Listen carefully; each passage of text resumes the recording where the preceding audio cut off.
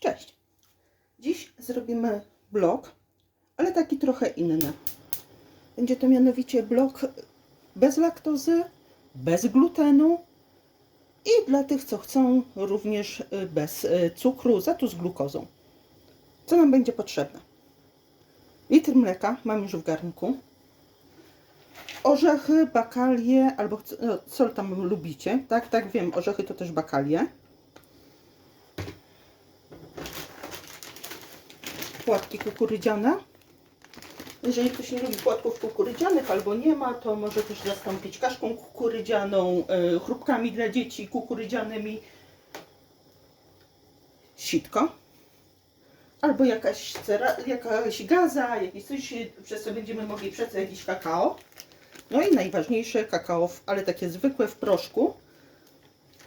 Na pewno nie kakao granulowane. A także, jeżeli wersja bezglutenowa, to i ryż preparowany. Jeżeli ktoś może wersję z glutenem, to mogą być chociażby herbatniki typu Petit Bere. Ja już tutaj wstawiłam litr mleka i w czasie, kiedy czekam, aż się zagotuje, potłukę orzechy. Muszę z nich zrobić miazgę. Ja na chwilę obecną mam orzechy samodzielnie połupane, ale możecie też sobie kupić jakiekolwiek inne. Miażdżycie je tak bardzo, jak mocne zęby mają wasi współbiesiadnicy.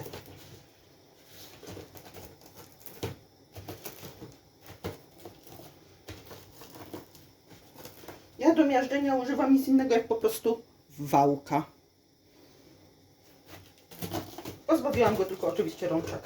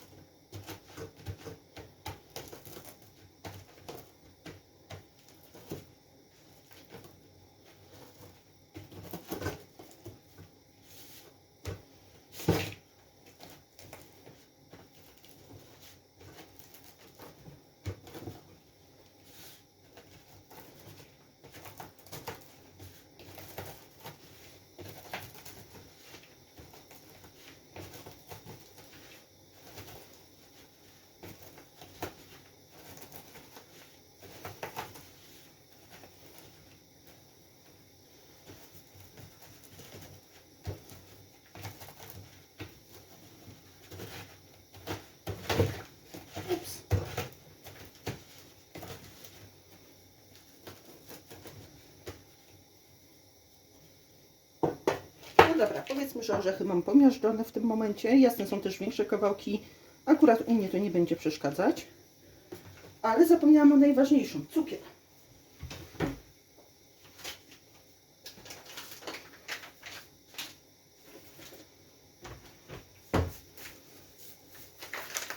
Ja używam zwykłego polskiego cukru białego. Jeżeli ktoś nie może cukru, to pamiętajcie, 100 g cukru równa się 166 g glukozy, a dokładnie przeliczniki podam w opisie. No i czekamy, aż mleko się zagotuje. No i dobra, mleko nam się prawie zagotowało. To ja już szykuję się z kakałem i łyżką. Będziemy potrzebowali około 6 łyżek takich od zupy kakao.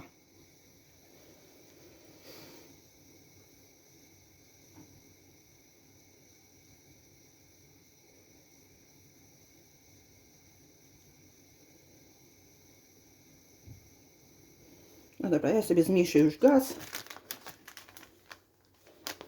Ja sypię takie bardziej czuba te łyżki. Raz. 2, 3, 4, 5 i 6. No i teraz wszystko musimy przemieszać i poczekać, aż kakao się zagotuje. Uważajcie, kakao bardzo lubi nam przybierać, więc trzeba ciągle je mieszać.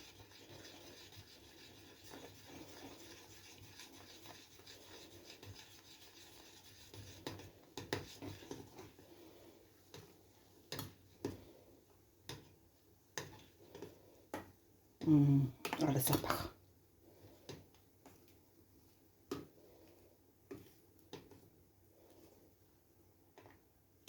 Też staram się porozbijać te grudki.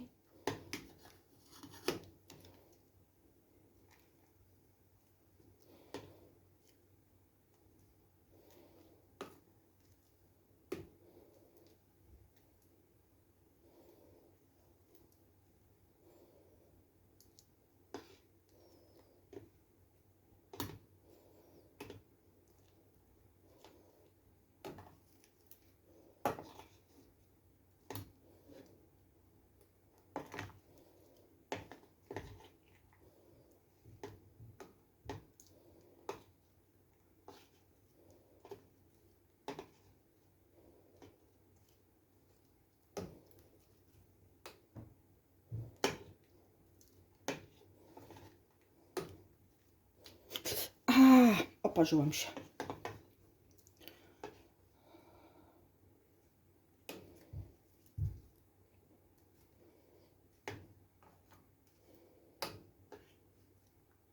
Właśnie uważajcie, żeby się nie poparzyć.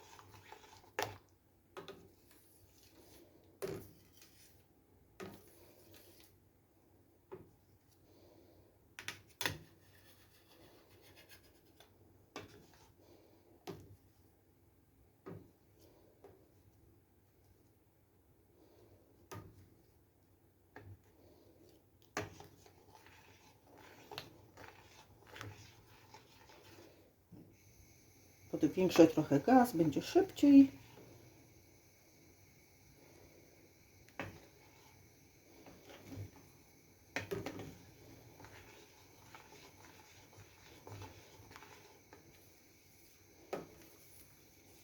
Pamiętajcie, że kakao też lubi przywierać do boczków, więc tutaj też ładnie obieramy, mieszając.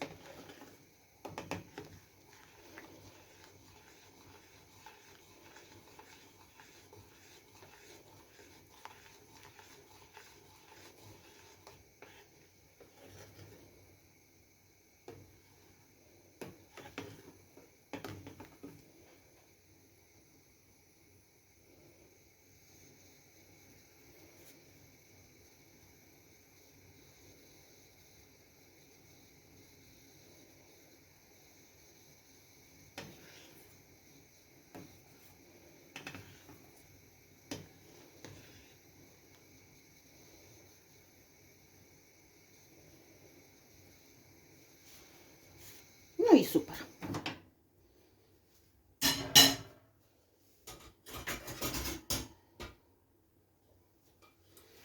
Ja biorę teraz drugi garnek.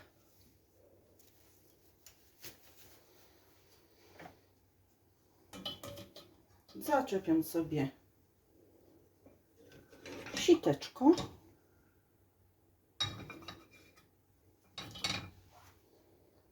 I delikatnie przecedzam.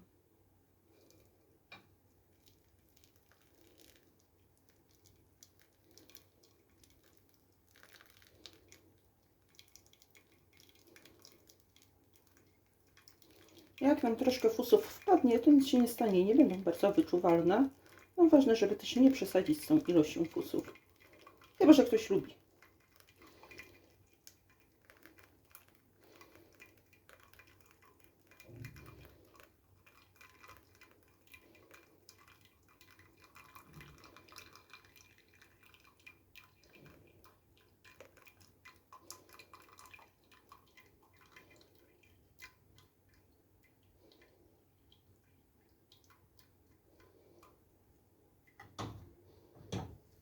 No dobra. Troszkę nam się przytkało sitko. Wezmę łyżeczkę, ale sobie powieszę najpierw siteczko, bo mam trochę daleko do niej w tym momencie.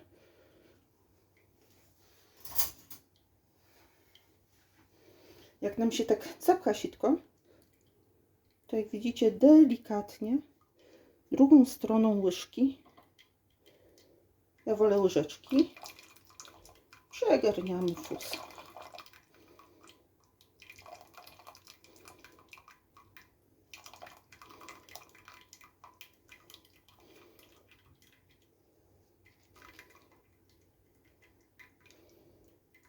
Podniosłam, żebyście widzieli, że się naprawdę przegarniają. No i ochrapałam sobie w kuchenkę, więc polecam robić to niżej. Albo wręcz powiesić. Jeżeli macie taką opcję oczywiście.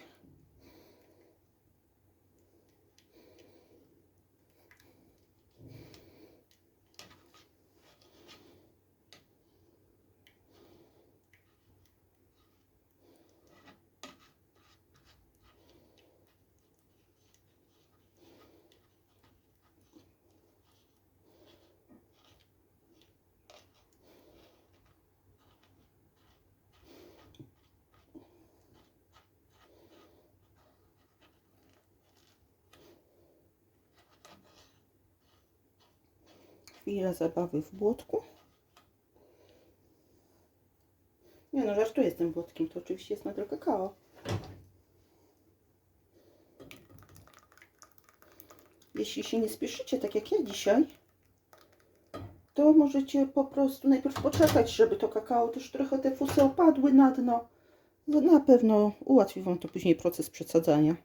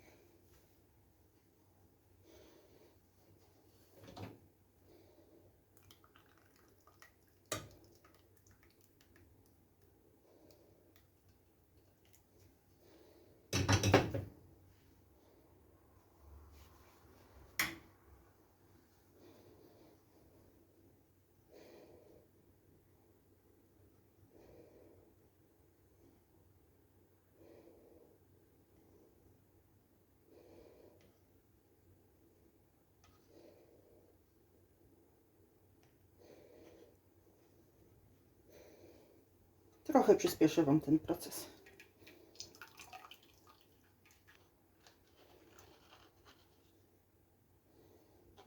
Widzicie, wcale tych fusów tak w sumie nie zostało dużo. Odwieszamy sobie. I teraz dodajemy około 6-8 łyżek cukru. Wszystko zależy, jak bardzo słodkie lubicie. Pamiętajcie, zawsze też będziecie mogli dosypać.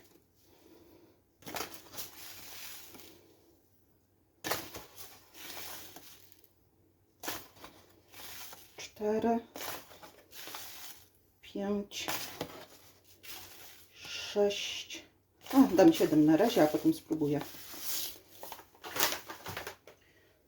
Mieszamy, ale zapomniałam Wam wcześniej powiedzieć o jeszcze jednej bardzo ważnej rzeczy, a mianowicie jakiś tłuszcz. Ja akurat będę używała zwykłej margaryny.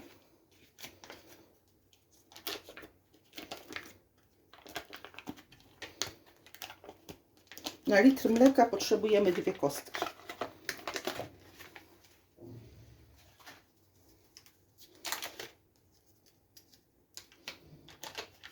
Fajnie jest teraz dodać margarynę, póki masa jest jeszcze ciepła, łatwiej nam się rozpuści.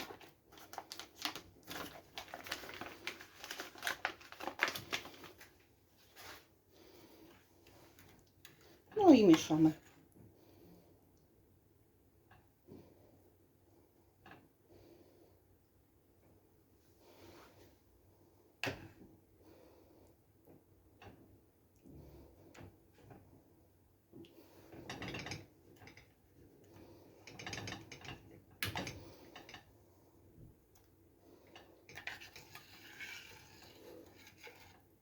No i pamiętajcie, gaz już jest wyłączony. Nie świeci się.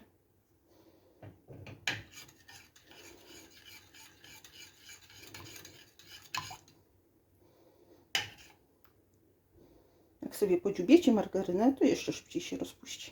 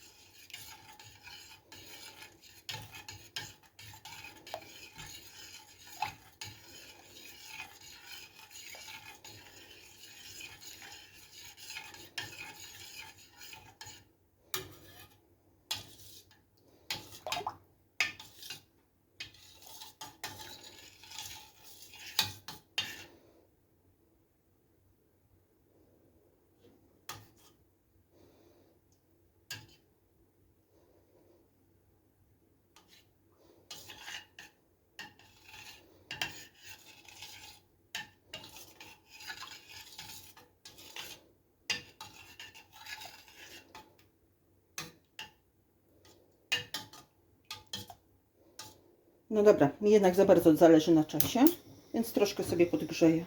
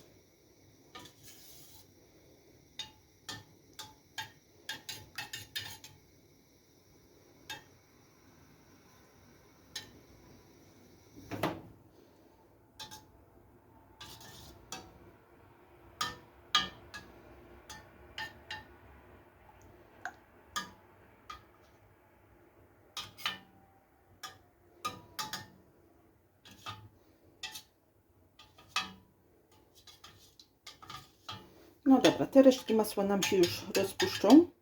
Akurat, no dobra, ja użyłam margaryny, ale możecie użyć też masła, możecie użyć masła roślinnego,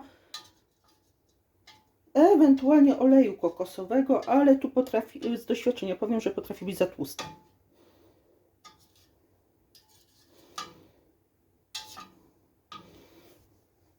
Wsypuję orzechy.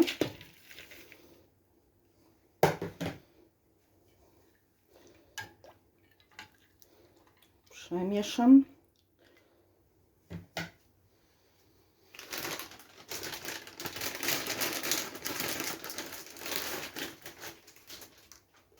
Dobra, ja mam tu 250 gram i tutaj jest teraz cała zabawa, na czym, dlaczego powstał ten kanał.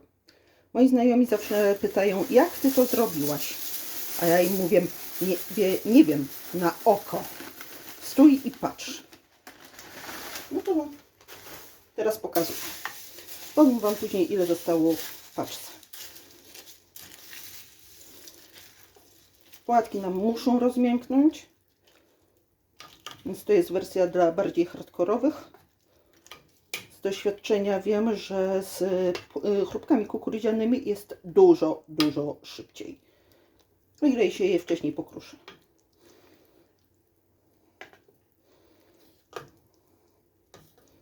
No i ważne, uważajcie przy płatkach, przy chrupkach, jeżeli się na nie zdecydujecie. Są dwa rodzaje, solone i niesolone. No i mówimy oczywiście o klasycznych.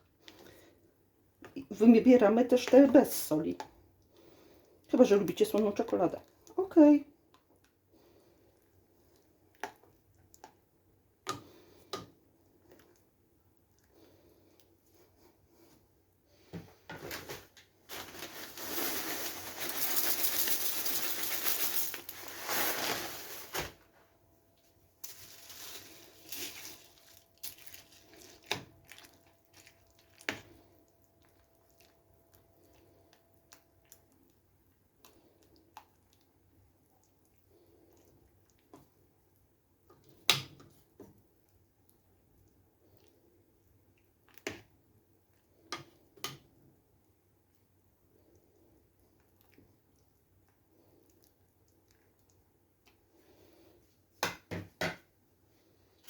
Nie zapominamy też o ryżu.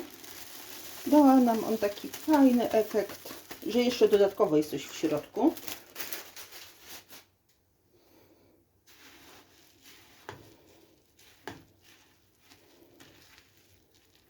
Może się też zrobić z samym ryżem, to nie ma problemu.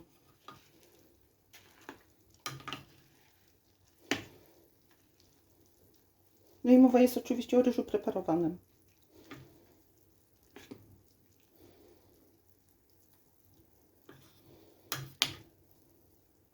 Widzicie, jak ładnie masa gęstnieje?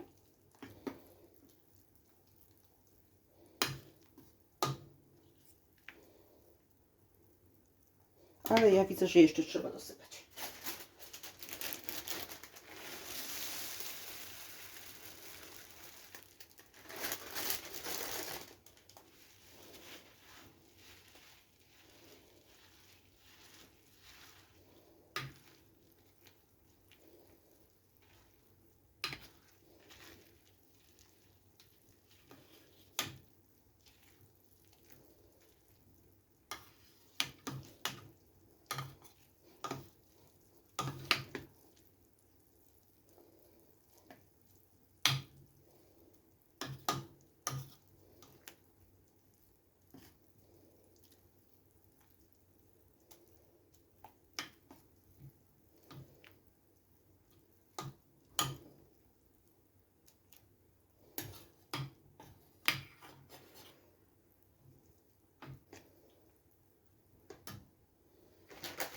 Sypię jeszcze płatków.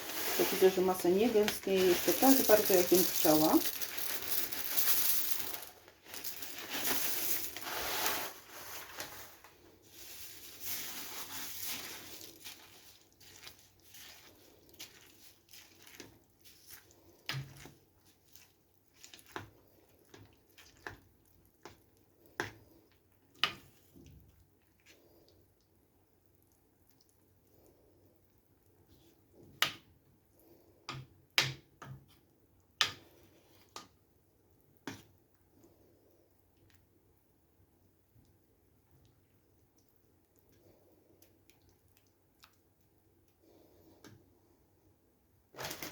zasypię je już do końca.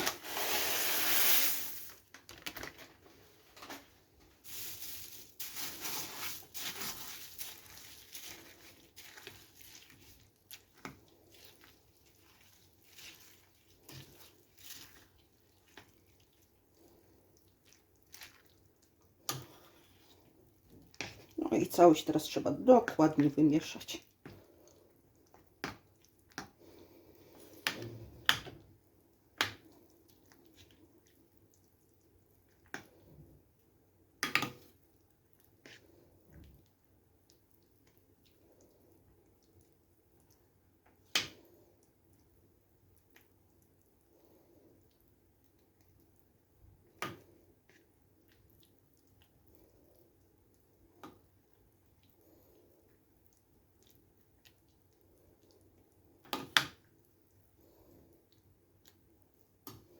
No dobra, dodam jeszcze trochę ryżu acynku.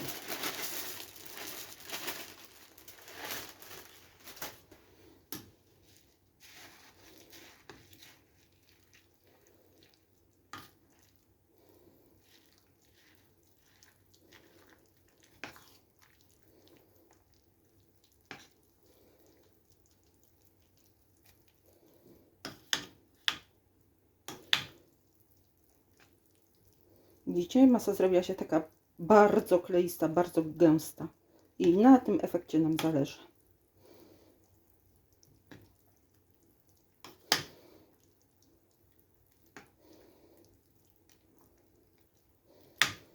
No dobra, sprzątam blat obok i za chwilę wykładam.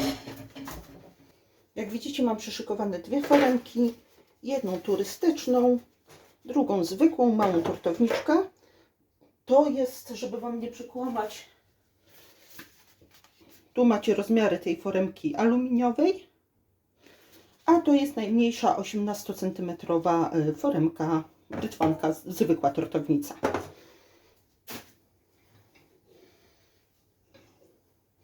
Nie przejmujemy się, że masa jest jeszcze ciepła, po prostu ją wylewamy.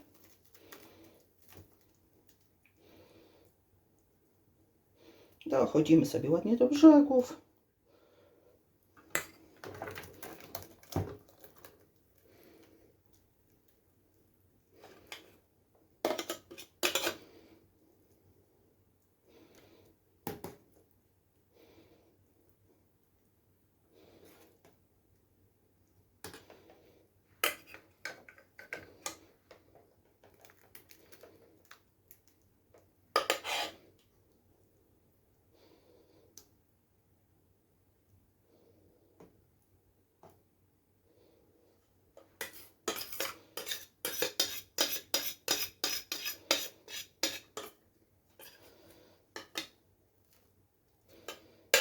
No dobra, a to zostanie dla mnie.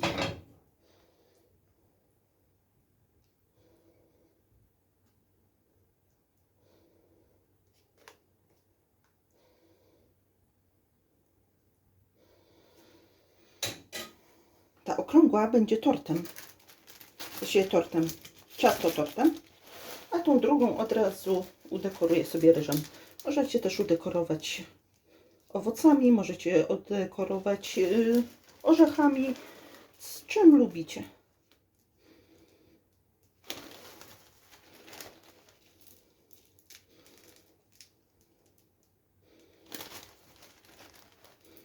Jeżeli tylko macie jakieś takie lepkie rzeczy, które Wam się z automatu nie przykleją, to fajnie jest to zrobić na jeszcze nie zastygniętej polewie. No dobra.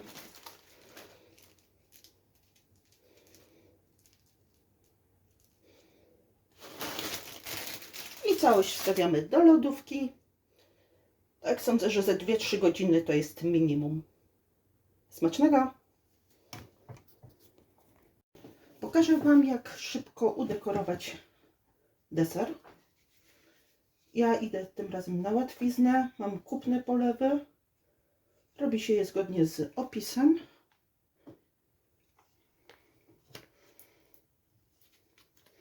Trochę słabo mi chyba rozpuściły się, ale trudno. Czas.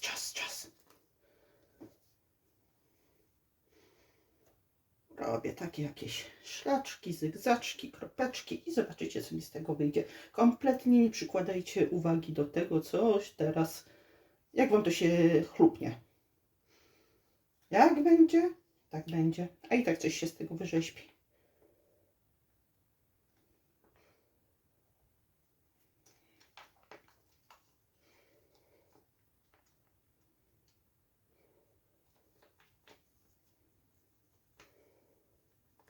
Dokładnie wyczyszczamy, dokładnie.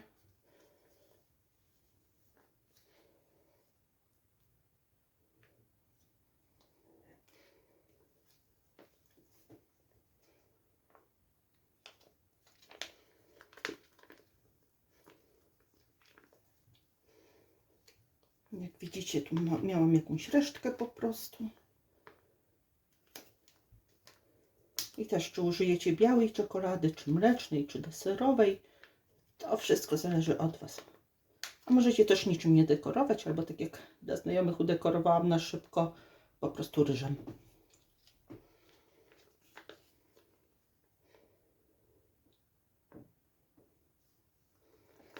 Dobra, jedno gotowe. Powiem szczerze, że najpierw ja chcę się pozbyć po prostu tych końcóweczek, chcę, by mi miejsca mniej zajmowały.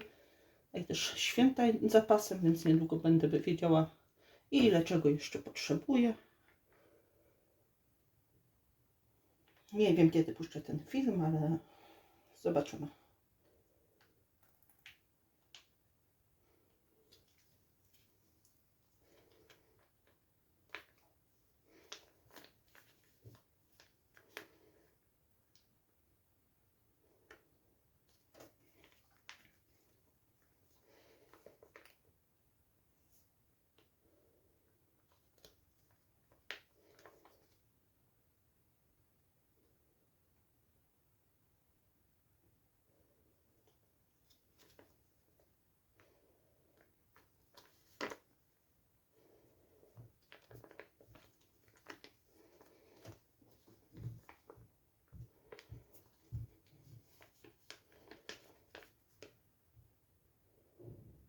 No dobra. Łyżeczka. I po prostu rozciągamy. Robimy takie przecieraki. Niech tu nam gdzieś spłynie.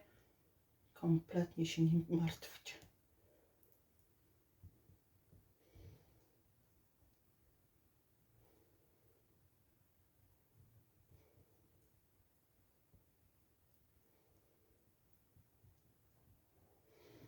Dobra, dołożę jeszcze tej białej czekolady.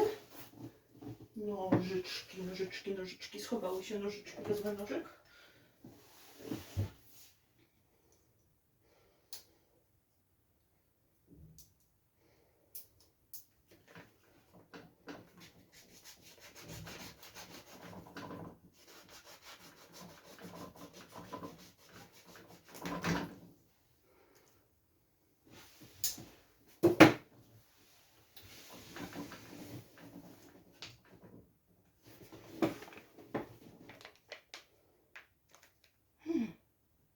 Nawet trochę mocno mi teraz chlupnęło. Bo robię też takie spady tutaj.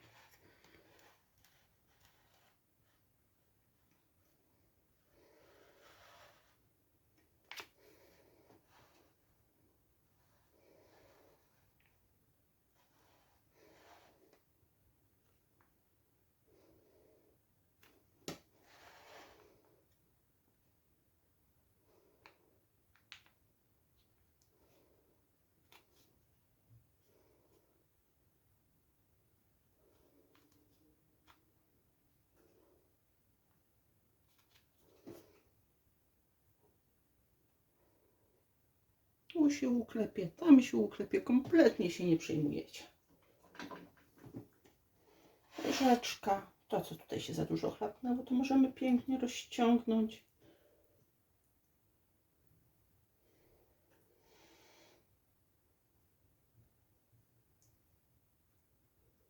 Ok.